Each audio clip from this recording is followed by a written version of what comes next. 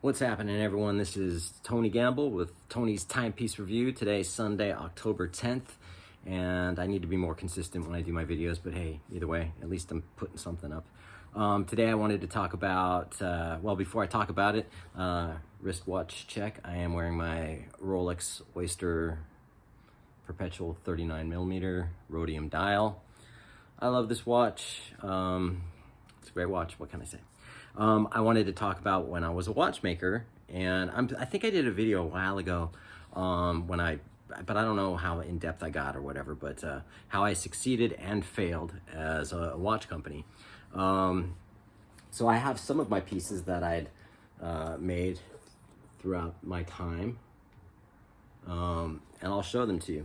And how I got started with, I've always had a fascination with watches and taking watches apart, and I think the first watch I took apart and tried to remake was a Mickey Mouse watch. I just found the old parts and put it together, and it never worked, but I never got it to work. But so how it started, when I started as a watchmaker around 2000, so about 21 years ago, I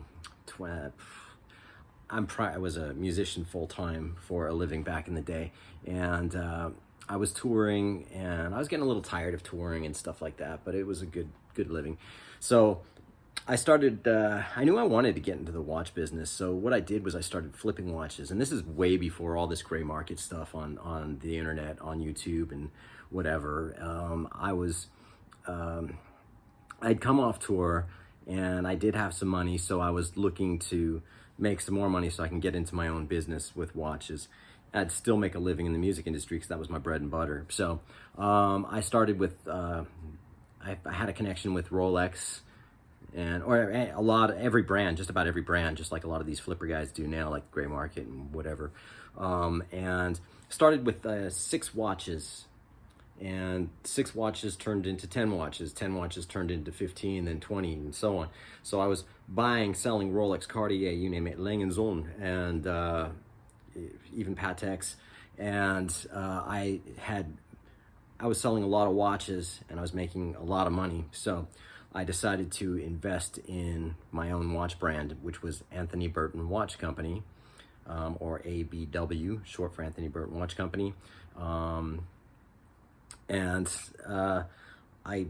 started making timepieces. Obviously, you start with one design, and watches aren't, it's not an easy thing, I mean, you don't just get cases and dials and movements. You have to get the cases molded. Even if there's a case similar to what you like from a case company, you have to get your own that are molded than your dials. And I wanted to do something kind of different than what everyone else was doing. I know I'm talking fast, but so I'm going to start with and this is in no means in which order that I designed them, because I actually don't really remember. And I think I did one on this particular watch here. This is what was called the California 67. I named it the California 67 because I'm from California, and I was born in 1967. And it's a 40mm stainless steel 316L stainless steel case, date, with exhibition back, and an ETA 3832, I want to say, but gosh, man, can't really remember. Well, I could tell you in a second here. So I made a limited run of these of about 50 pieces. I sold all 50. Well, it's actually 49. This was the prototype. I made this around 2004, and it is still running and still keeping really good time, and I've never had it serviced. I've never had to service it. Then I think one of the first watches I came up with was a quartz watch, and back then in those days, smaller watches were still acceptable for men. This is a 34mm, and it's quartz in rose. So from there, I decided to come up with a really unique design called the Legato series. Legato because I'm a musician, and this was hand-painted dials. So each dial was different. Again, automatic 40mm case, at a movement. And again, these dials were all hand painted. And And so I came out with this series, again, date, mechanical automatic, 316L stainless steel, and an onion style crown. And I did 3 variations of the Legato series. And here's another one, black. Again, you have to really, I wish I had a better camera at this point just to show you the detail and how they're all hand painted and the colors really pop.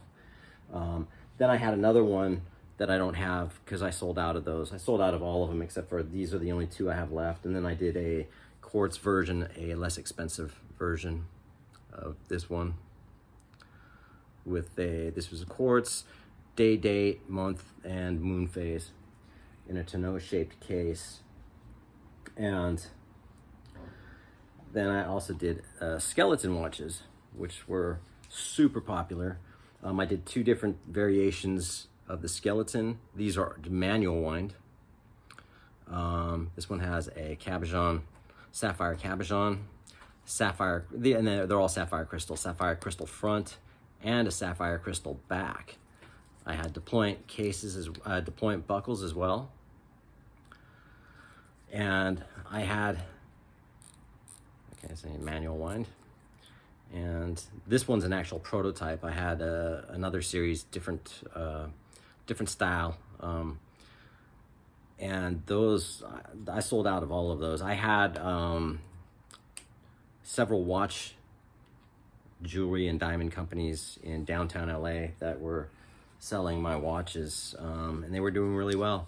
And it was great. I mean, it costs a lot of money to get into it. I loved it when I was doing it, and also in 2000, back in those days, they had magazines. I mean, the internet wasn't as prominent as it is now, where everything's just online. So in 2004, well, there was a watch magazine called Watch Time magazine, and every year they came out with a buyer's guide. And I used to live for this magazine, and it has watches, and it goes in order of, the most expensive, $50,000 and up, and then every $10,000 it categorizes down, and they featured 3 of my watches in this magazine. The one I just showed you as far as the black one, and I had a bunch of different styles. That's the black one right here. And I could tell you the reference ETA model numbers. Yeah, 2846 is the model number. That was coral black. This helped out getting, national recognition. And I ended up, the problem is that, as much as I was selling, I couldn't keep up with how much I was selling. There's a weird thing about when you're successful to move to the next level. It's not as easy as what you might think. Well, if you're selling them, just hire other people. And it just wasn't like that. And unfortunately, although I had so many other different ones, I had ones with diamond bezels and all kinds of cool stuff, white gold. The problem is I just couldn't keep up. And eventually I just went out of business. And it kind of sucked. Because I still love watches and I still have a passion for them. And I even got a letter from the editor of the magazine because I gave them an 18 karat white gold watch I had made, and they loved it. And it was super cool. It was fun times. And so there you have it. That was some of my watches. I'm just winging it, but it was a good time. I'm glad I did it. I have no regrets with it. Having said all that, I hope everyone's doing well. I just wanted to put some content up, and appreciate it, and have a great rest of your day on Sunday.